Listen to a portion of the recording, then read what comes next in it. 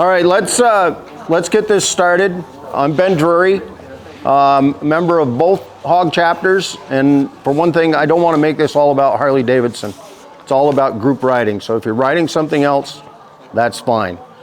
And just know that if you are riding something else, you should check with Wilkins' website, and you can find some of the rides. We can have other riders that aren't riding Harleys with us, as long as we don't exceed the number. The only thing you'll have to do is sign a waiver.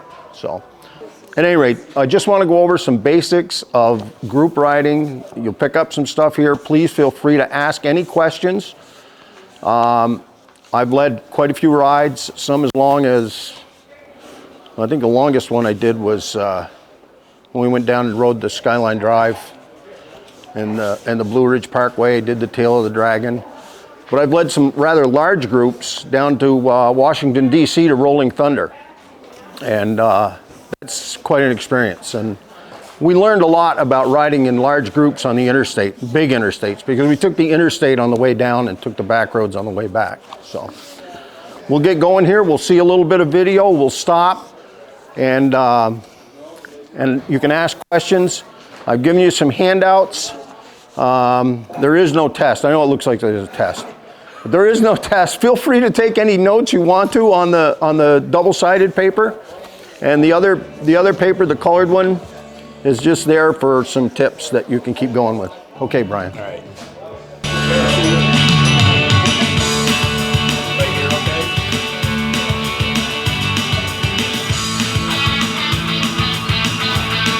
Motorcycle riding is a great way to spend the day. It's also a good way to meet new friends who share a passion for motorcycling. And when we get together as a group, whether it's just riding with a few friends, a club, or at a large event, we also share the responsibility of keeping the ride safe and enjoyable for everyone. Regardless of your skill level, the brand of bike you ride, or the types of groups you ride with, sharing the open road adventure with others can bring a whole new level of enjoyment to riding.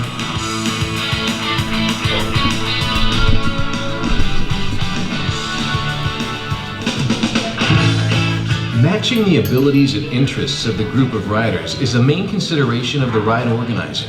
It is the responsibility of the organizer to inform and prepare the group, to choose the lead rider and the sweep rider who brings up the rear, as well as to organize the route and control the group's activities while underway. It's up to each rider to be familiar with the limits of their own skills and abilities and the capabilities of their own motorcycle. The time to learn basic skills and operation of a motorcycle is not during a group ride. Encourage new riders to complete formal rider training prior to a group ride. If you're taking a long trip, knowing the level of your own stamina is also important. Keep in mind, too, that motorcycles may handle differently when carrying extra weight, like luggage or a passenger.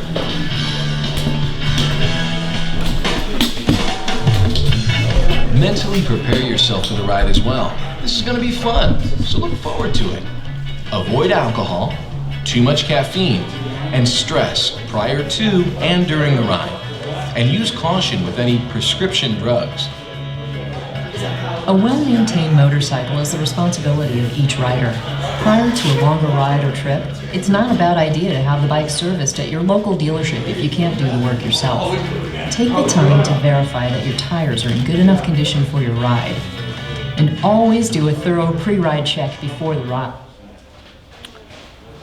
So this is an important part of getting ready for a group ride right here. There's an acronym for this. It'll go through it, and if you want to make any notes, now would be a good time. It'll be on the test. Okay, Brian. Use the T-clock system to help remember the important components that should be checked prior to the ride. Remember to consider such variables as passengers or extra weight that might require a change in tire pressure or suspension adjustment. Wear proper riding gear to enhance your safety and comfort on the ride. Each rider and passenger should wear a DOT-approved helmet as well as eye protection, a long-sleeve jacket appropriate for the weather conditions, full-finger gloves, long pants, and sturdy over-the-ankle footwear with soles that provide a good grip. Plus, pack a rain suit for obvious reasons. Other handy items to pack include a cell phone, a basic first aid kit, and your motorcycle's toolkit and owner's manual. A rider's meeting 30 minutes prior to the ride is a good idea. This way, all participants can get copies of maps, learn the trip's route, itinerary, and the location of fuel, meal, rest, or lodging stops. We recommend that large groups have riders pair up in a buddy system to watch out for each other. If all members of the group courteously arrive at the meeting with their bikes prepped and a full tank of gas, your group is now ready to ride.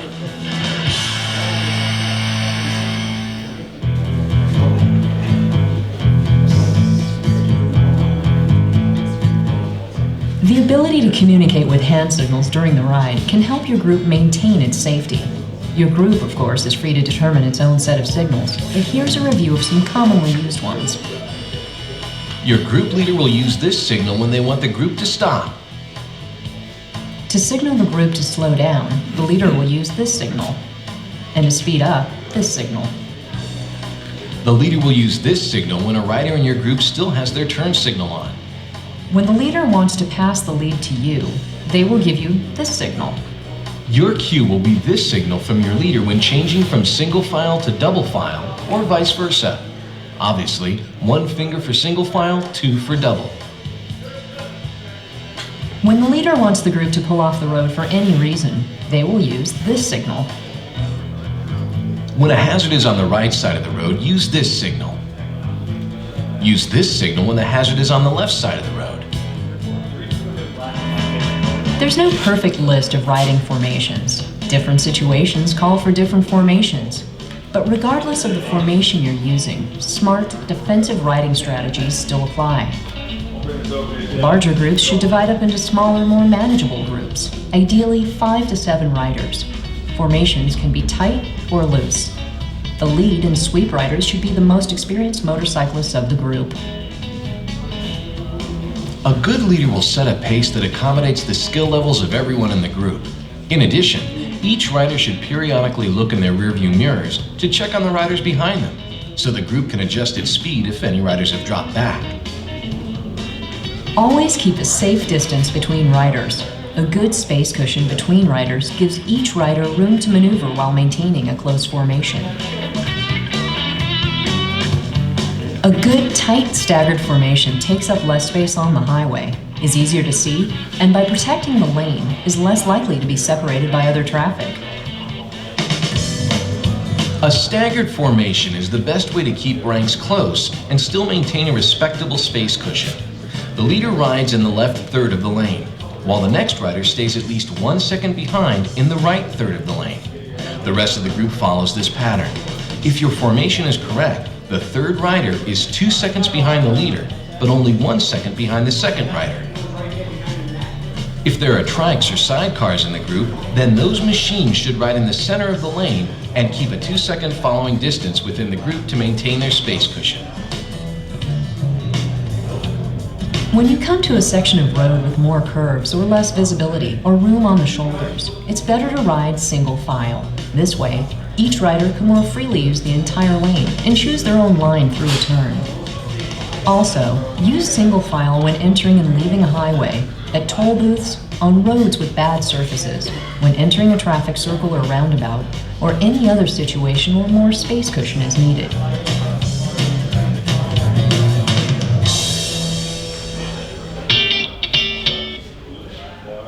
Any questions so far? So, yeah, Don, go ahead. I often wonder why when you're pointing out road hazards, why is it a foot on one side and a hand on the other side? Why couldn't it be a foot on both sides? Or a hand on both sides? Well, you don't want to use a hand on this side because this is your throttle. Right. Okay, so you're going to use your foot. And sometimes I use my foot on that side because I ride on cruise control a lot. And this side because you're not going to be holding onto your clutch. Okay, that'd be the reason. So cushion, if you're comfortable with that kind of cushion, maintain it. If you need more space or feel like you need more space than that 2 seconds behind the lead, the one that's staggered in front of you, take it. And also remember that when you are in a corner, it's the responsibility of the bike behind you to give you enough room if you need to go from outside to inside to outside to make your corner. So, riding gear. Everybody familiar with what they should have for riding gear? Okay. And riders meeting, they said experienced rider, usually it's the ride leader that's going to be the lead. He's the guy that's organized it. I don't always give maps, but I do in my pre-ride go through stuff, the route that I'm going to take, where I'm going to make stops, where we're going to end the ride at a place, usually a place to eat, obviously. But I think that's what we all like to do, is to ride and to eat, and just the camaraderie. In that riders meeting, he said one of the most experienced in the rear. Yes and no. It should be somebody that is familiar with the route, that you've gone over the route with, and so on and so forth. So we'll get into intersections here, and then we'll talk about some stuff afterwards.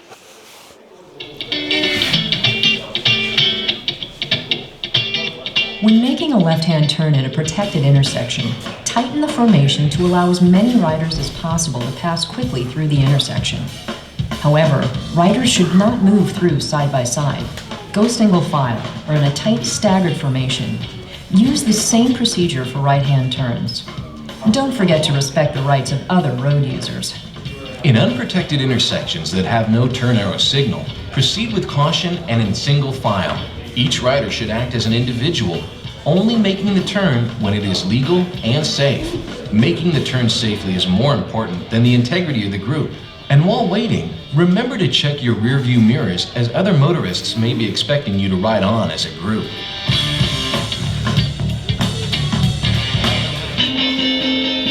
When riding in a group, be sure to respect the law and focus on safety. Blocking an intersection is illegal without specific permission and an appropriate escort. It's also unsafe. The exception is certain celebration rides and parades. In these cases, riders should be given specific instructions on the group formation and the procedures to be used for moving through blocked intersections. At two-way stop intersections, where you're required to stop, move through the intersection only when it is safe and you have the right of way. Remember to respect other motorists. The same is true for yield intersections. Be cautious and turn your head to check for traffic before merging. Respect the law, other members of the group, and other road users. Safety and operating within the law take precedence over your formation. The formation can always be reestablished on the other side of the intersection. Intersections are the area of highest risk for a motorcyclist. This is still true for the group despite the increased visibility. Approach all intersections with caution. When stopping at an intersection with a light, it may be appropriate to close up the formation, waiting for the green side by side. If you do, the rider on the left proceeds first, and the following riders reestablish the staggered formation and space cushion as they depart.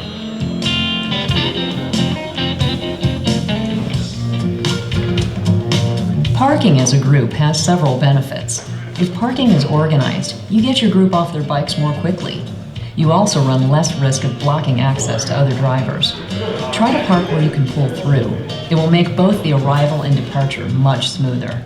If this isn't possible, position the motorcycles so that the group can depart as a unit. Back into your spaces. There's nothing more embarrassing than discovering you've parked downhill, head in.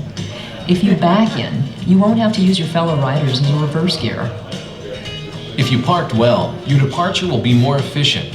Leave single file, checking in all directions before moving out. If you must back up, make sure your way is clear.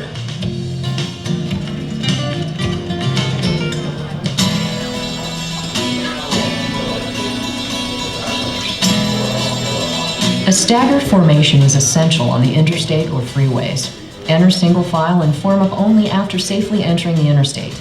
Lead riders need to be sure to maintain speed so following riders can safely merge.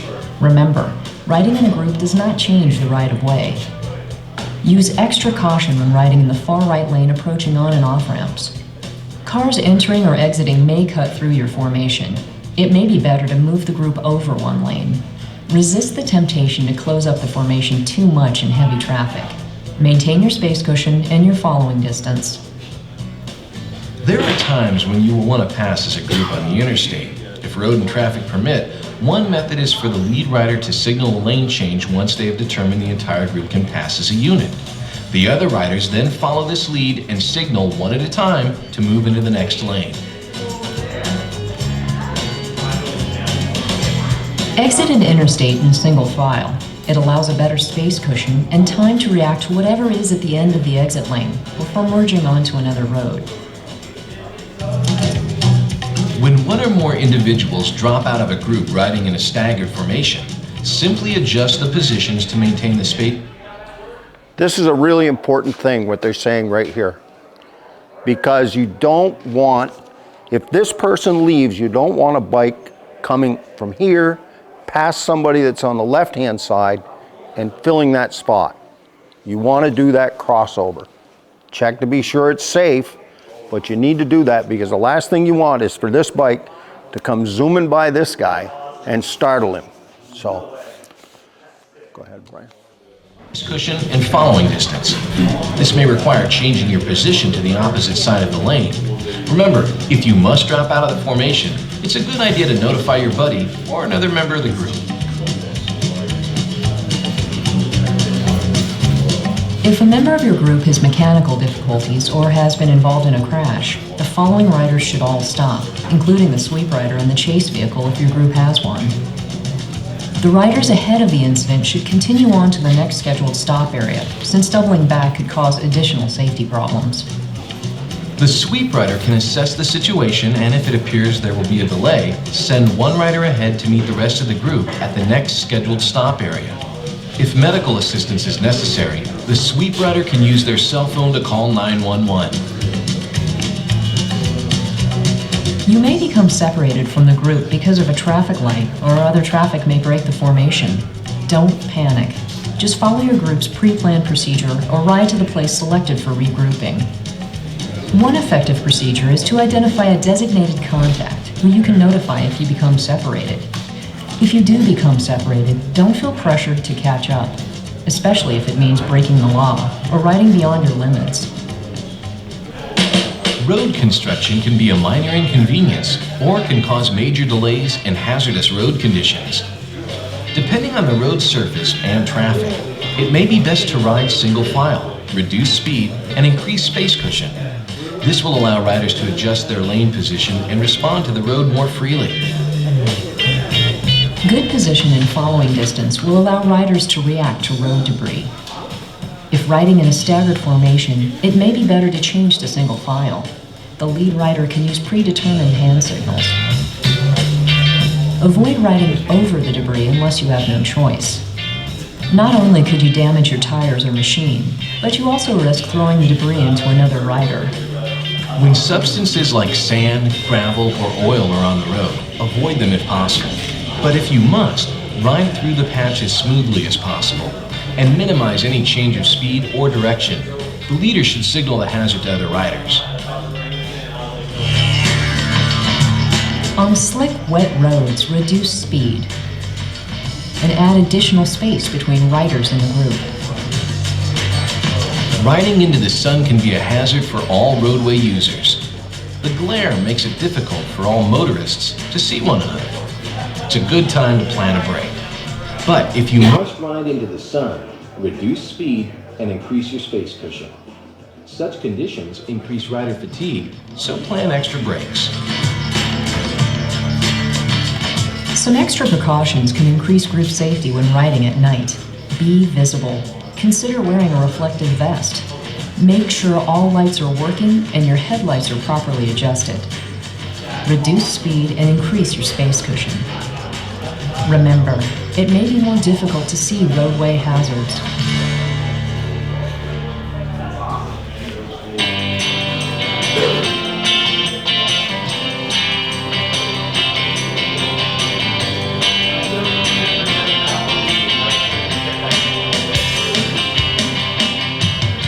Following these guidelines will help ensure that your ride is safer and more enjoyable for everyone involved.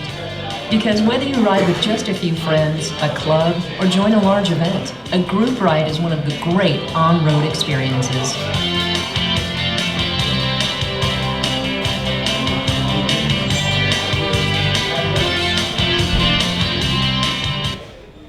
Okay, so a couple of things here. What I've found, and anybody can object because I know there's other ride leaders here, and please feel free to add stuff in if you would like. What I've found on the interstate, if it's more than just 2 lanes, that the safest place for a group to ride is way to the left lane, because you've only got to worry about vehicles coming at you from one side. And if you maintain a good tight group on the interstate, they won't be bothering you. Then the only thing you've got to do is think about getting back across if you're going to make your exit. But that can be done with radio communications, telephone communications between the leader and the sweep. I know that when I'm going to DC and stuff, I usually have my wife be the sweep, and we can talk back and forth. And I'll tell her to lead us out if we're in traffic. She'll make the first block move to go out, and then everybody else will come too. The other thing that I really like to see is when somebody is going out, these 2 bikes should move together so that they're not crossing the path. And when they're going in, I like this bike to lead in and then this bike. So you're not crossing the path of the bike that's either right in front of you or right behind you. You're maintaining that safe cushion. Anybody got anything you want to add? If you got any questions? Anybody? Go ahead, Lauren. On some of the roads where you have like a passing lane and you're in a group, I've seen people go out into the other one, the block, and I don't know how you're supposed to. I think that depends upon how the ride leader wants to conduct it. I know that there's been some discussion about that within the Harley group, that they want to maintain in the travel lane if we've got a large group. Because if we go out and you've got some car coming up behind, they're going to get upset. Everybody should just stay in there. It's probably the best idea. You know, if it's just 4 or 5 bikes and there's a lot of room and the ride leader decides he wants to go out and pass a slower vehicle like a truck or something like that on a hill, that's fine. I would move all the way to the right side of the lane so the guy behind me doesn't have to, has a little more room coming in. Oh, I see what, So yeah. I'm here, I got somebody here, when we come over, I will move all the way over to the right side of the lane, so the one that's coming in from behind me. Oh, it's got more room? Isn't crossing right behind me, they got a little more room if they need it. Yeah, that's certainly one thing. Safety. Yeah, We found on some trips that it helps a lot, you know. okay, We do that a lot. I know you've seen me do it, so. yeah. I would say, Tony? one thing, the ride leader, it'd be helpful if the ride leader really identifies the sweep, so that if someone ends up, not blocking, but directing, say someone's is up ahead directing people into a different traffic lane or something, or into a different road, those people should, as soon as they see that sweep rider come in, they should get in front of it. I've started out as sweep and ended up in the middle of a ride before, because these people all drop in behind you. No, that should never happen. Yeah. No, sweep should always be the last rider.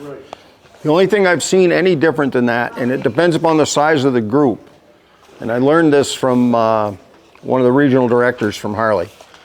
He did something called a British lead that with a large group works very well. You've got your ride leader is here, and when he's going to come to an intersection or a turn, he'll point to the bike right behind him. That bike will stop right there so that everybody in the group knows that they've got to go a certain way. So if you're going a left-hand turn, this bike will come around and stop right here.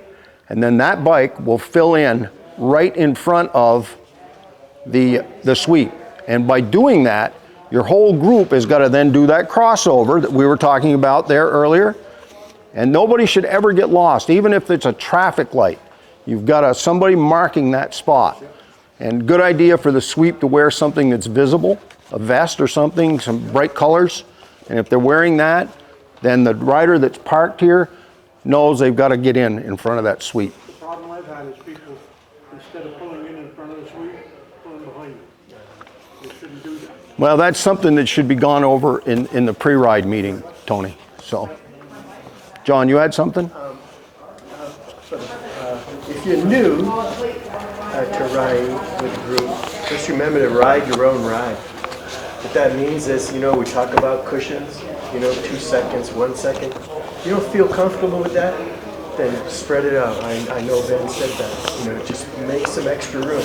Don't feel pressured to keep up with the road captain or with the rest of the riders. The road captain will recognize, that if you're new and you need that cushion, then you take it, because it's much better that you feel safe about the ride, because if you do, you'll come back and you'll ride again. But if you feel pressured, you won't come back. So, and another thing too is, when you're with a group, pick a buddy to hang out with, right? Ride, just say, hey, pick Mark, Mark's next to you. And you two will be together, and you'll look out for each other. And that gives you a sense of comfort too. He'll be with you, he'll have your back, you'll have his back. When you make a turn or something happens, someone is going to be with you. And if you want to make that cushion bigger, he's going to be with you to help you feel comfortable about the ride. So don't feel pressured, ride your own ride. And that's all I can say. I don't want anyone, when they first join a group to ride, that they have to keep up with, and they're looking around and looking at all these old gray-haired riders, and they know they've been riding for a while. Don't worry about it. Just ride your ride, and be in a position in the pack where you feel comfortable too. Right? Like I said, pick a buddy, and they'll hang out with you for the day, and just kind of keep an eye on them, and you'll each keep an eye on each other. So. A good ride leader will notice that if the group starts to what we call accordion, so stretch out, they'll back their pace off so that the group comes back into what it should come into. Also, trikes. Okay, trikes don't ride in a staggered formation. And they can ride, at least for me, I know that at one point in time, Central had trikes ride way in the back. I don't agree with that, but that's just my opinion. I think that anybody that's riding, new rider, somebody riding a trike, doesn't matter where that trike is in the group as long as you establish the stagger behind it. But that trike has got the right to the whole lane because they're a little bit wider than we are. Adding on to that a little bit, if you're following a trike, stay back 2 seconds. Good point, Jeff, good point.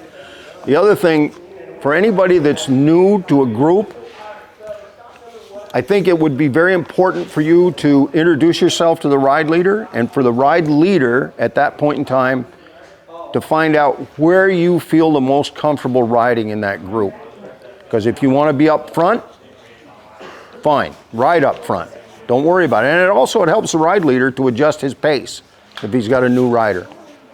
So, any more questions? On that thing with the trikes in the center lane, the one following the trike, should he be on the middle of the left, like a ride leader would? Right. You establish that staggered. Right. 2 seconds behind it and back to the left-hand side and staggered. I know a lot of some of the rides I've been on, depending on who the leader is and who the sweep is. If the sweep has a bike that's got the driving lights on it, some leaders will ask everybody else who's got driving lights to leave them off and have their sweep have the driving lights on, so they're more easily identifiable. And that's a very good point, too, Don. That's a good point.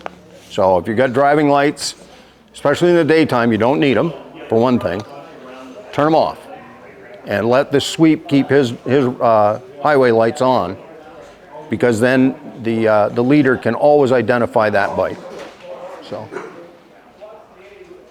any more? Please, at least you three that aren't part of the hog groups, A, I'd ask you to join, but B, check Wilkins' website. Come and ride with us. It's a really good time. And you got people that are there with a common interest. So. I do belong with this, just because like at the end of last summer. Oh, awesome. You do? Oh, good. Good. Well, then come and ride with us. I will. Okay? And bring a friend. So. And it doesn't have to be a Harley either. And. Okay. Bring a friend. Also, John's got a bunch of cards here. If you want to know who any of us are or be able to get a hold of us at any other point in time, see John. He'll give you something with a name on it and a phone number. And Jeff. Champlain and Central. Yeah. He just didn't bring them with him. Yeah, well. I'll put your name on mine. Okay. I think we're good. Thank you, Ben. Yep.